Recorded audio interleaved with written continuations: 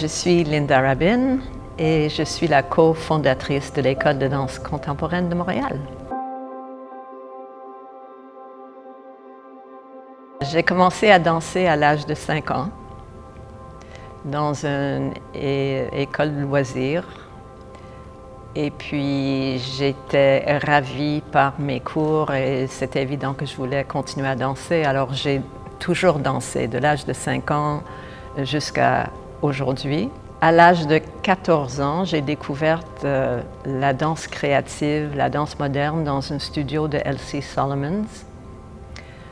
Et c'est là où j'ai réalisé que c'est ça que je voulais faire. J'ai commencé à rechercher, j'ai trouvé il y avait des livres à côté de l'entrée de l'école. J'ai fouillé dans les livres sur la danse moderne, qui était surtout la danse moderne américaine. Et je savais que je voulais le rechercher et j'ai découvert Birute Nagis, qui avait un studio ici à Montréal. J'ai travaillé avec elle. Et puis ensuite, je suis allée aux États-Unis pour suivre des stages en danse moderne au collège Connecticut en été. Et puis au fur et à mesure, ça continuait comme ça. Après l'école secondaire, j'ai découvert la possibilité d'aller suivre une formation au niveau universitaire et j'étais acceptée à l'école Juilliard à New York. Et donc j'ai suivi une formation à Juilliard. Et c'est là où j'ai eu, entre guillemets, ma formation professionnelle. Et puis de là, j'ai voyagé un peu partout parce que j'avais un cœur et une âme qui voulaient connaître le monde des cultures différentes.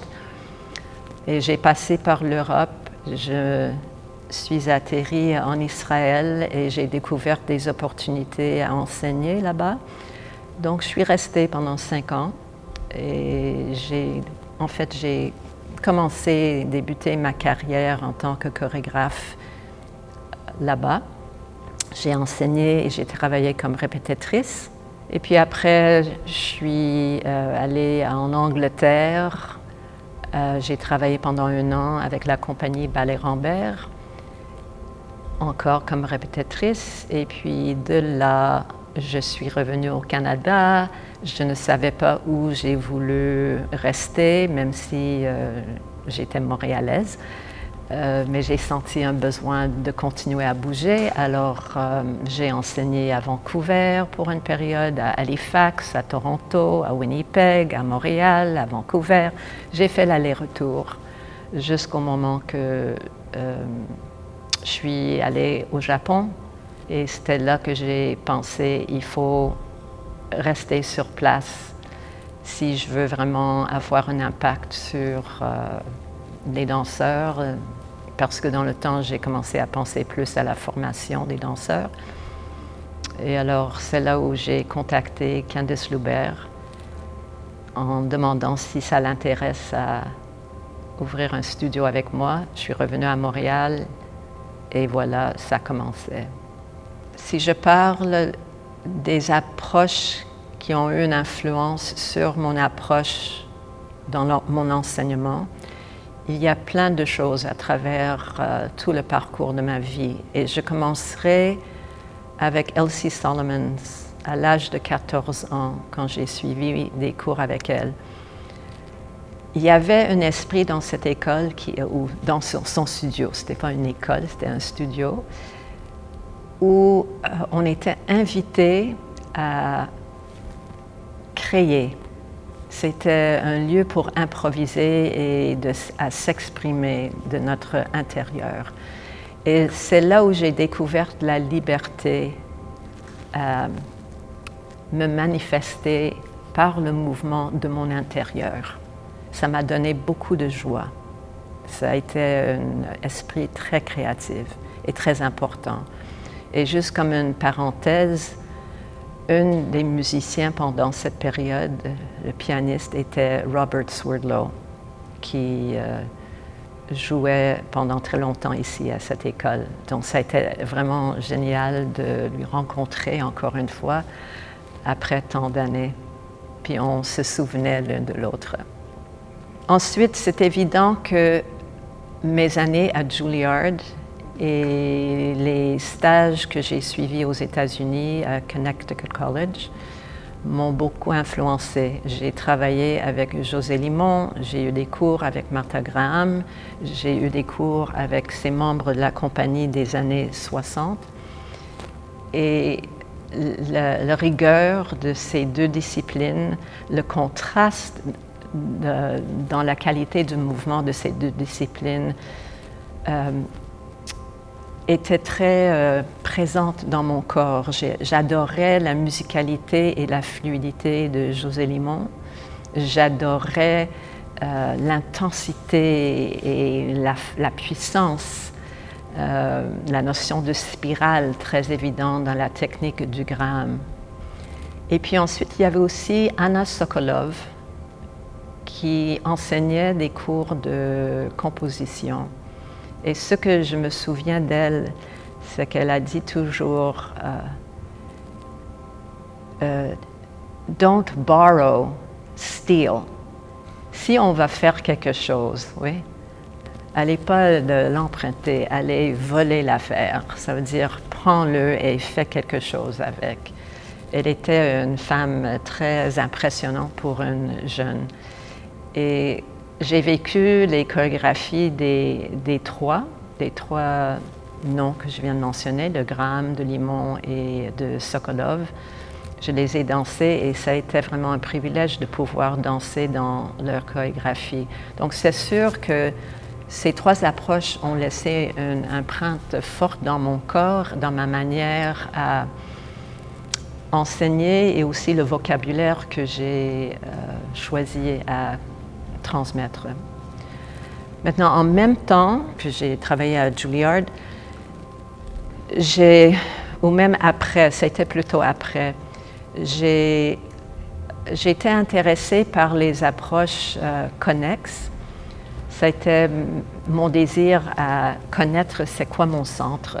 C'est comme si j'étais à la recherche de mon centre. Je l'ai entendu parler de mes enseignantes, mes professeurs, et j'ai dit, OK, comment je vais le retrouver? Et puis, c'est là que j'ai commencé à suivre des cours de Pilates, qui, dans le temps, était quelque chose d'assez inconnu, par hasard, par une danseuse qui m'a suggéré d'aller chercher, il s'appelait Bob Fitzgerald. Et je trouvais ça intéressant, mais pas quelque chose que j'ai suivi pour longtemps, mais j'ai fait ça et j'ai suivi aussi des cours avec quelqu'un d'autre qui avait une approche assez bizarre, mais qui était très efficace. Tout pour dire que j'étais ouverte à explorer ce genre de choses, en même temps que j'ai commencé à enseigner. J'ai enseigné pendant que j'étais étudiante à Juilliard et même après, comme tout le monde qui a besoin de gagner sa vie d'une manière ou d'une autre. Puis après, quand je suis allée en Israël, où je suis restée pendant 5 ans, j'ai travaillé avec la compagnie Batsheva, la compagnie Bat d'Or. J'ai transmis mon enseignement parce que j'étais là comme enseignante et répétitrice. Et la compagnie de Batsheva, dans le temps, c'était une compagnie à la base de la technique Graham, parce que Graham, elle a transmis certaines de ses chorégraphies à la compagnie, qui était un geste exceptionnel pour elle. J'ai rencontré quelqu'un qui enseignait la technique Alexander. Elle s'appelait Rika Cohen. Et elle m'a dit, j'aimerais bien échanger avec toi cette approche.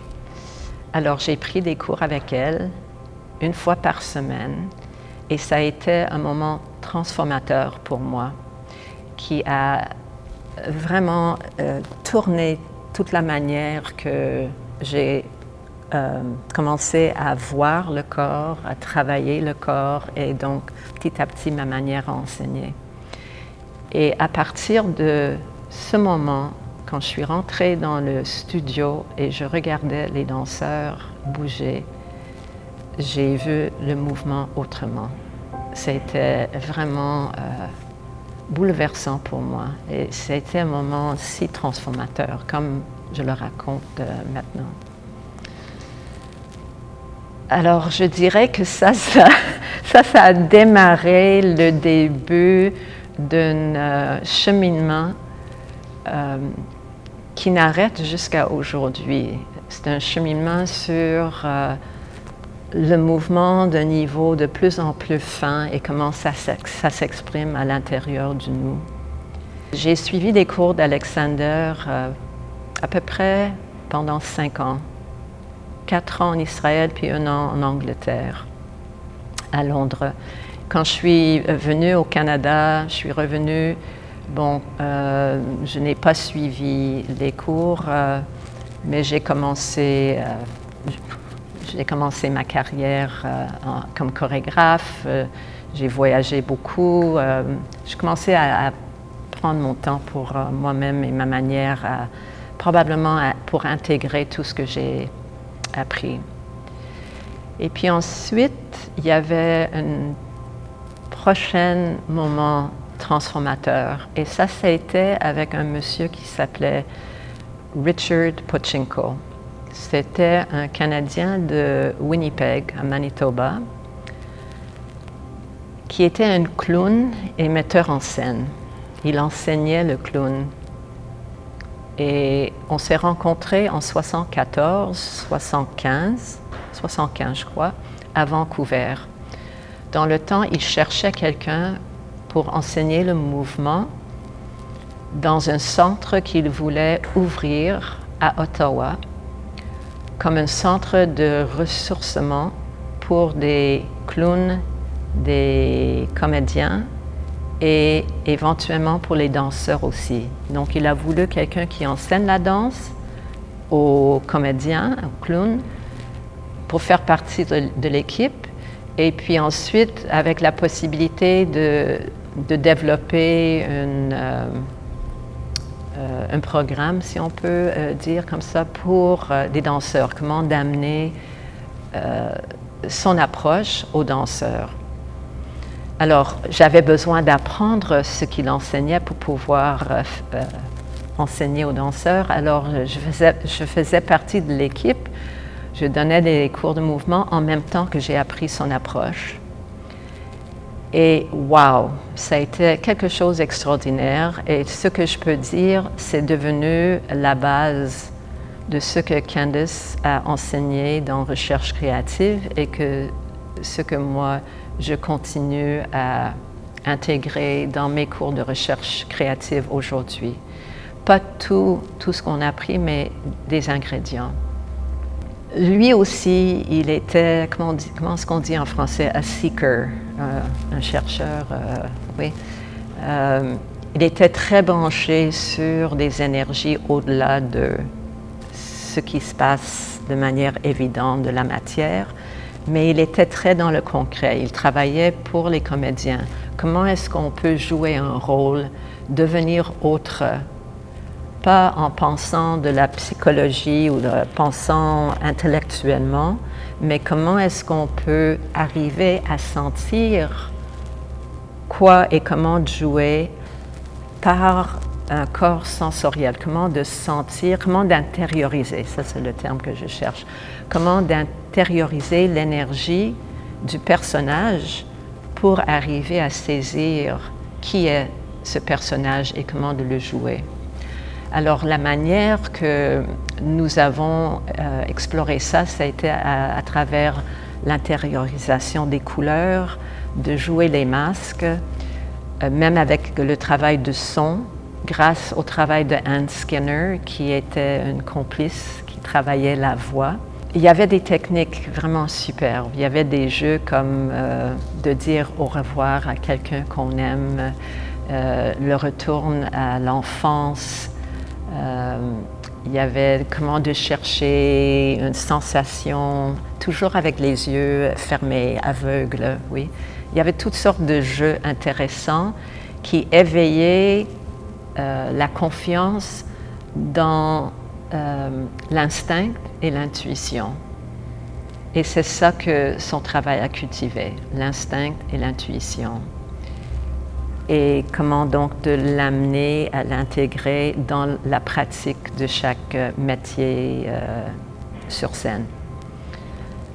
Alors j'ai travaillé avec lui, j'ai enseigné avec les comédiens pendant 3 mois et puis après les 3 mois, j'ai invité des danseurs.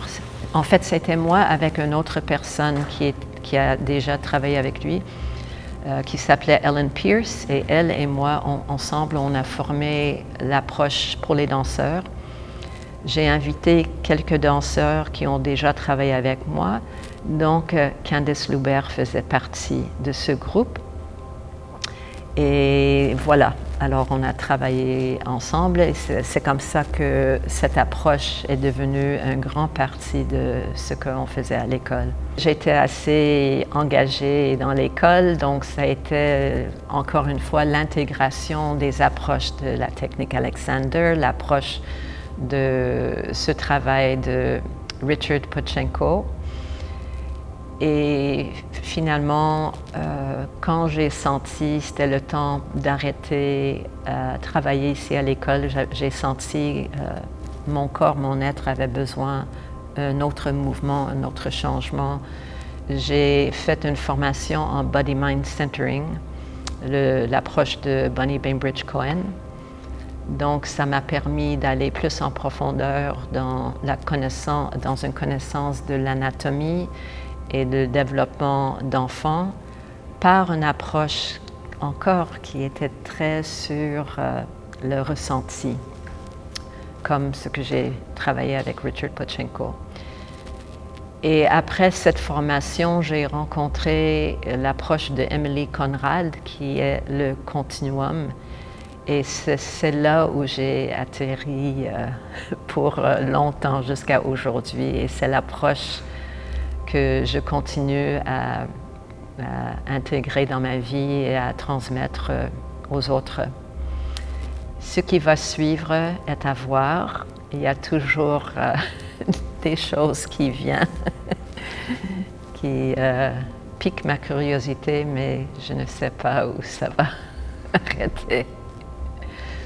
C'est sûr qu'à l'âge que j'ai et avec le parcours que j'ai suivi, je suis rendue au point où je suis intriguée par le mouvement dans le mouvement, dans le mouvement, dans le mouvement, donc dans l'infime.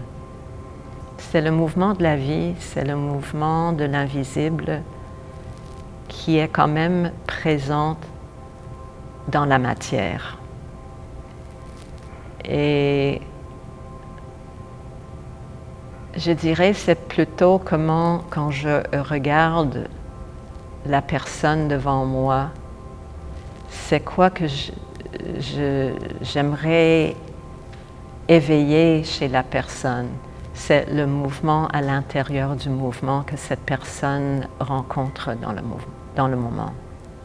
Qu'est-ce qui est, pas juste derrière, mais à l'intérieur ou en dessous de ce que cette personne ressent dans le moment.